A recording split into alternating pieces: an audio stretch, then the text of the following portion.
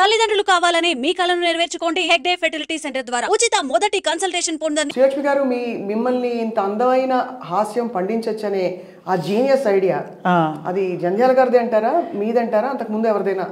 నాదైతే ఏం లేదు, నేను కళ్ళలో కూడా ఊహించలేదు. నేనేదో మా ఫ్యామిలీ కోసం సినీ ఫీల్డ్కి వచ్చానే కానీ ఈ పలానా అవ్వాలి, ఇది చేసేస్తాను, ఇది చించేస్తాను అన్నట్టుగా ఏదీ లేదు. నా మైండ్లో బ్లాంక్ ఏమీ లేదు. ఏమిటంటే ఒక్కటే కోరికోలి ఏంటంటే మా ఫ్యామిలీ నా వల్ల వాళ్ళందరూ బాగుండాలి, వాళ్ళ వల్ల నేను బాగుండాలి. సో కుటుంబం కోసం అఫ్కోర్స్ నాన్నగారు నటులు అప్పటికే. అవునండి, అమ్మో పెద్ద హీరో, పెద్ద హీరో. ఆయన శకం ముగిసిపోతున్న సమయంలో ఇంకా నిజంగా చెప్పాలంటే ఆయనకు అసలు ఇష్టం లేదు.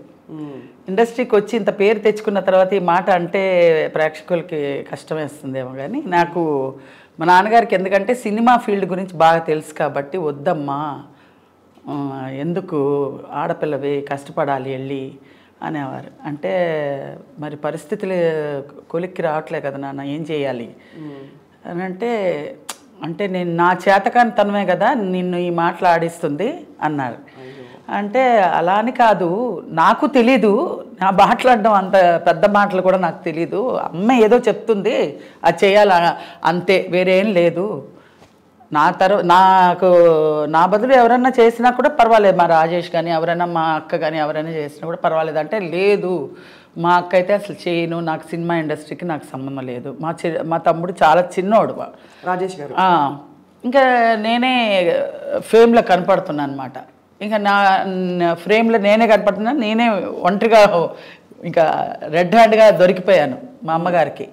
ఇంకా నువ్వు తప్పించి ఇంకెవరు లేదమ్మా, నువ్వు చేస్తానంటే మనం అందరం ఏదో నీ పేరు చెప్పుకొని అందరం కడుపు నిండా తినగలుగుతాం, అలా లేదు అందరూ విషం ఇంక చచ్చిపోతాం అంటుంది మా అమ్మగారు. అంత కష్టం వచ్చిందా? అంత కష్టం అంటే మా నాన్నగారు జాండీస్ వచ్చేస్తే అసలు సినిమా ఫీల్డ్ అసలు కొలాప్స్ అయిపోయింది. అసలు మా నాన్నగారికి ఏమీ అసలు ఏం పిక్చర్స్ చేయట్లేదు, ఏమీ లేదు, ఒత్తి పిల్లలు మాకా అసలు ఏమీ తెలీదు, ఒక చదువు లేదు, ఆటలు చేస, ఎంతసేపు స్కూల్కి వెళ్ళడం రావడం, తినడానికి ఏమైనా ఉందా అని అడగడం, ఉన్నా లేకపోయినా ఏదో చేసి పెట్టింది తినేసేసి రోడ్డు మీదకి వెళ్ళి ఆడుకోవడం, ఇదే తెలుసు తప్పించి వేరే తెలియదు.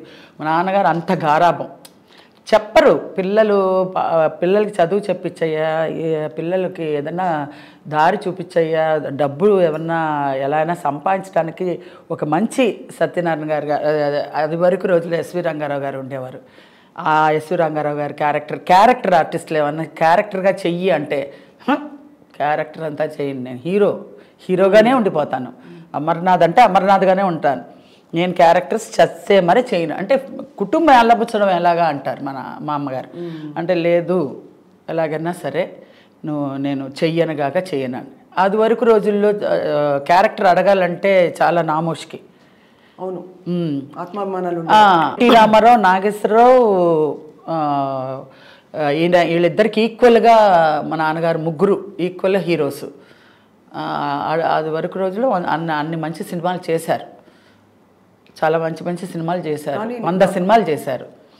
అలాంటిది సడన్గా డ్రాప్ అవ్వాలంటే ఆయన మనసాక్షి ఒప్పుకోట్ల. సరే నేను ఆ మనసు ఆ వేదంతో ఇంకా తొందరగా ముగించుకున్నారేమో అనిపిస్తుంది. ఆయనకి జాండీస్ వచ్చింది, దాని తర్వాత ఇంకా పరిస్థితులు కోలుకునేలాగా లేవు. ఇంకా నేను ఇలా పెట్టుకున్నానమ్మా పిల్లల్ని, నిన్ను అందరినీ, చివరాఖరికి ఇలా వదిలేస్తున్నాను మిమ్మల్ని, నాలో ఏమి నన్ను క్షమించండి అని వదిలేశారు. ఇలా ఇలా ఇలా పెట్టుకొని కాపాడారు మమ్మల్ని అంత ఇదిగా. ఆయన బతుకున్నంత వరకు మాకు లోటుపాట్లు ఏవీ తెలియదు. ఆయన ఎప్పుడైతే ఇలా వదిలేశారో నాకైతే మాకందరికీ అయోమయం, గందరగోళం. అసలు ఎలా ప్రపంచం ఎలా ఉంది, ఏంటి, ఎలా ఉంటే పరిస్థితి మనం మోల్డ్ చేసుకోవాలి అని ఏమి తెలిసేది కాదు. అలాంటి పరిస్థితుల్లో ఇంకా చెన్నైకి వెళ్ళాం. చెన్నైకి వెళ్ళి, కానీ మొదట్లో మీరు కొన్ని పాత్రలు చేసినా మీకు టర్నింగ్ పాయింట్ రెండు జేళ్ల సీత. యాక్చువల్గా వచ్చి నేను విశ్వనాథ్ గారు పిలిపించారు. అదే పిక్చర్కే ఫోటోలు అడుగుతున్నారంటేనే ఈ కథ అంతా వచ్చిందనమాట. సినిమాల్లో చేయకూడదు, చేయడం ఎందుకమ్మా, వద్దు, అది అన్నీ ఆర్గ్యుమెంట్స్ అన్నీ జరిగినాయి. ఫొటోస్ పంపిస్తే ఆయన ఏమన్నారంటే మూవీ టెస్ట్లు అంటారు కదా, దానికి రమ్మన్నారు. అప్పుడు శంకరాభరణం సినిమా జరుగుతుంది. రైల్వే సీన్ చేస్తున్నారు స్టేషన్లో. రైల్లో మంజు భార్గవ్ గారు కూర్చొని ఏదో డైరెక్షన్ అంతా చెప్తుంటే నేను రాగానే నాది ఒక చిన్న బిట్టు ఆయన ఎక్స్ప్లెయిన్ చేశారు. అమ్మ ఇలా జనాలు ఉంటారు, ఏం లేదు జనాలు లేరు, జనాలు ఉంటారు, అలా ఉంటారు, వాళ్ళని ఎత్తుక్కుంటూ మీ వాళ్ళు ఉన్నారా, ఎక్కడ వచ్చారా చూసి అలా వచ్చారా అనగానే మూవ్ అవుట్ అవ్వు అన్నారు.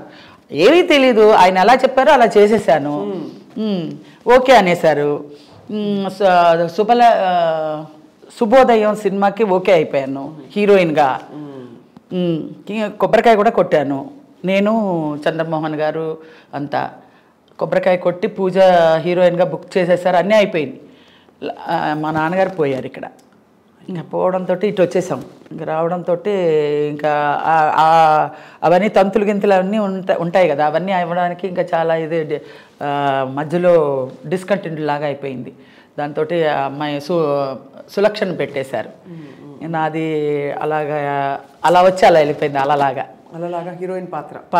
కానీ ఇప్పుడు తలుచుకుంటే అనిపిస్తుంది హీరోయిన్ పాత్రలు చాలా గొప్పగాని ఈ పాత్ర మీరు తప్ప ఎవరు చేయలేరేమో అనిపిస్తుంది. నిజంగా నేను అది అలాగే వచ్చి వెళ్ళిపోయింది కాబట్టి సరిపోయింది. లేదంటే మహా ఉంటే 5 ఏళ్ళు ఉండేదాన్నేమో హీరోయిన్గా. ఇప్పుడు చూడండి టిల్ ఎండ్ వరకు ఉంటాను ఆర్టిస్ట్గా. యాక్ట్ చేసినా చేయకపోయినా ఉంది కదా, కెరియర్ ఏదో ఒకటి జరుగుతూ ఉంది కదా. అదైతే బ్యాక్ టు వెళ్ళిపోయేదాన్ని. అండ్ మళ్ళీ అలా చూసి మిమ్మల్ని ఇలా చూడడం కూడా కష్టం, ఊహించుకోలేము. అది కమెడియన్గా ఆడియన్స్ అభిమానులు పొందడం చాలా కష్టం, అసలు నవ్వించడం చాలా కష్టం. అలాంటిది వల్గారిటీ లేకుండా, వెకిల్తనం లేకుండా అలా క్లాస్గా చక్కగా హోమ్లీగా కామెడీ అలాంటి ఆపర్చునిటీ రావడం నా అదృష్టం. అలా డైరెక్టర్ గారికి దొరకడం కానీ, జంజాల గారు కానీ, విశ్వనాథ్ గారు కానీ, మహా డైరెక్టర్స్తో చేయడం నా అదృష్టం. మొత్తం మాకు తెలిసి మీరు 500కి పైగా 500 దాటిపోయిందండి. ఎప్పుడో నేను లెక్క వేయలేదు అసలు, చాలా వెళ్ళిపోయింది అలాగే. అది మళ్ళీ లెక్క పెట్టడం ఎందుకు, నాకు లెక్క పెట్టడం కూడా టైం వేస్ట్ అనిపించేసింది. ఎందుకంటే దాటిపోయిన తర్వాత మనం కౌంట్ చేసుకోలేము. అవును.